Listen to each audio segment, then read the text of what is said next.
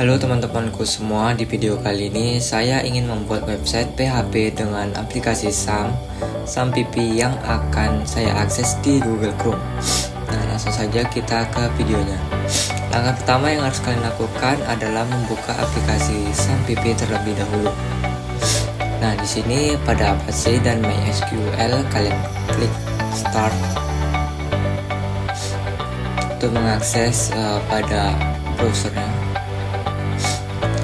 Nah, selanjutnya kalian buka terlebih dahulu folder pada komputer kalian masing-masing.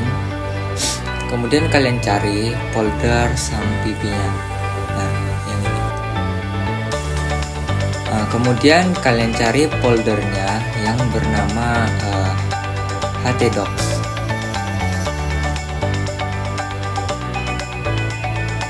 Nah, yang ini ya teman-teman.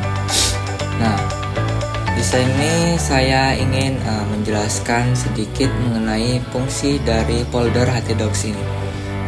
Nah, folder htdocs di dalam direktori instalasi SAMPP adalah lokasi utama di mana kalian menyimpan file-file web yang akan diakses melalui server web Apache. Kemudian htdocs berfungsi sebagai root directory untuk server Apache yang dijalankan oleh SAMPP. Ketika mencari file di dalam folder ini, kemudian menjalankan aplikasi webnya, file-file PHP, HTML, CSS, dan JavaScript yang kalian buat harus diletakkan di dalam folder htdocs agar dapat diakses oleh server. Ini memungkinkan untuk kalian mengembangkan dan menguji aplikasi web lokal. Selanjutnya di dalam folder htdocs buat file baru. Misalnya di sini saya buat nama foldernya yaitu Dani Suara. Nah, kemudian kalian buat file PHP-nya atau codingannya. Nah, di sini. Nah, ini merupakan codingan dari PHP yang telah saya buat. Nah, di sini saya ingin menjelaskan sedikit mengenai fungsi-fungsi dari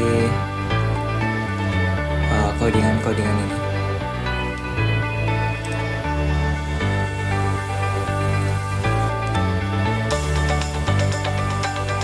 Nah, yang pertama itu tag.type HTML. Nah, ini menyatakan bahwa dokumen ini adalah HTML5. Nah, kemudian pada tag HTML link sama dengan ID ini menandakan bahwa konten ini dalam bahasa Indonesia. Nah, selanjutnya pada di dalam tag head yaitu tag meta charset. Ini mengatur karakter encoding menjadi UTF-8. Selanjutnya tag meta name yang ini mengoptimalkan tampilan di perangkat mobile. Selanjutnya tag title data pribadi menetapkan judul halaman yang akan muncul di dalam tab browser nanti. Nah, selanjutnya di dalam text style ini atau codingan ini merupakan CSS dari codingan ini. Nah, fungsinya yaitu untuk memberikan gaya pada elemen termasuk pengaturan font, warna latar, tata letak, dan efek hopper untuk simbol. Lanjut. Nah, kemudian pada tag body yang ini.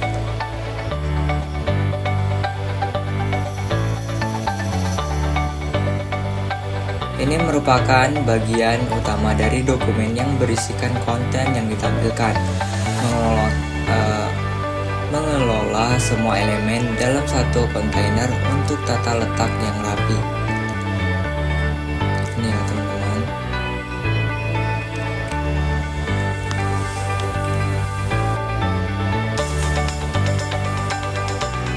selanjutnya pada codingan ini memeriksa apakah formulir telah dikirim menggunakan simbol dolar ini, simbol dolar server.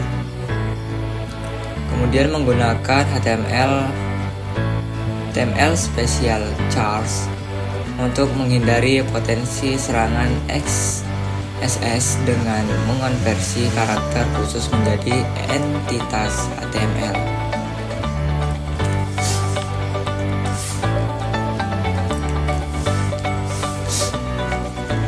Nah, selanjutnya codingan ini untuk menampilkan data yang diinput pengguna setelah formulir dikirim, hasilnya ditampilkan dalam format yang rapi di bawah formulir.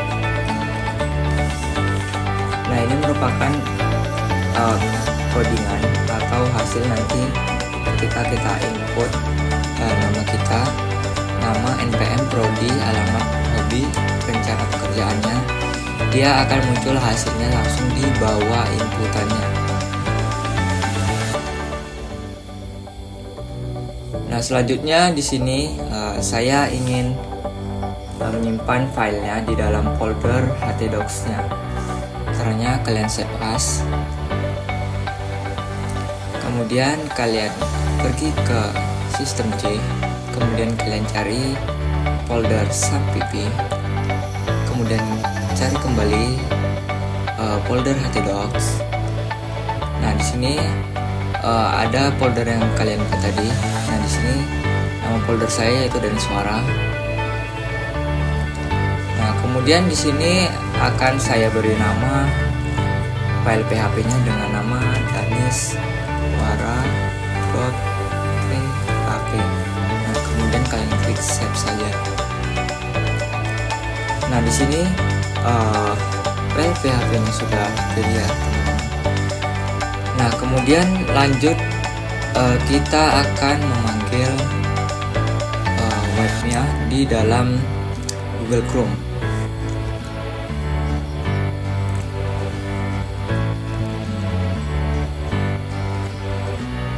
Langkah pertama yaitu kalian buka aplikasi Google Chrome terlebih dahulu. Kemudian ketikkan localhost garis miring nama folder yang di dalam htdocs-nya. Di dalam htdocs ini nama foldernya yaitu Danis Suara. Nah, di sini kalian ketikkan Danis Suara.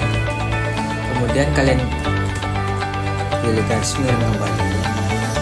Selanjutnya kalian masukkan nama file di dalam folder Danis Suara ini, PHP-nya tadi ya. Nah, di sini nama filenya yaitu Danis Suara. Kalian ketik saja Danis Suara. Jangan lupa kalian masukkan .php-nya. Selanjutnya kalian klik enter.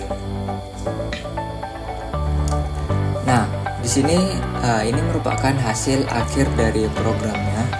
Nah, di sini kalian input terlebih dahulu nama kalian masing-masing. Kemudian kalian masukkan NPM-nya. Kemudian prodinya.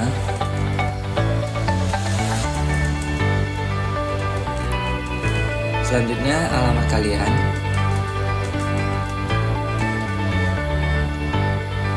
Hobi saya olahraga.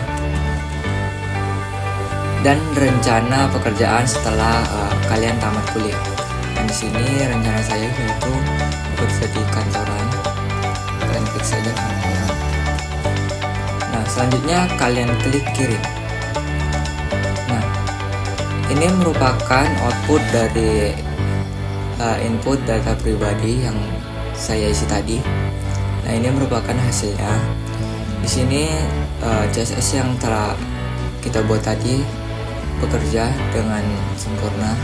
Ini merupakan CSS-nya. Nah, di sini Data pribadi saya yaitu nama saya dan suara dengan NPM 22012002. Prodi saya yaitu Teknik Informatika. Alamat saya Korsi. Kemudian hobi saya yaitu olahraga. Kemudian rencana setelah tamat kuliah ini saya ingin bekerja di kantoran. Kesimpulannya yaitu pembuatan web menggunakan SAMPP adalah cara yang efisien web lokal dengan pengaturan yang cepat dan sederhana. Kalian bisa memulai membuat dan menguji aplikasi kalian tanpa risiko merusak lingkungan produksi. Nah, begitulah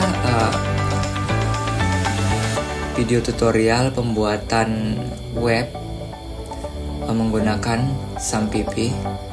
Terima kasih teman-teman yang sudah menonton. Sampai jumpa kembali. Assalamualaikum warahmatullahi wabarakatuh.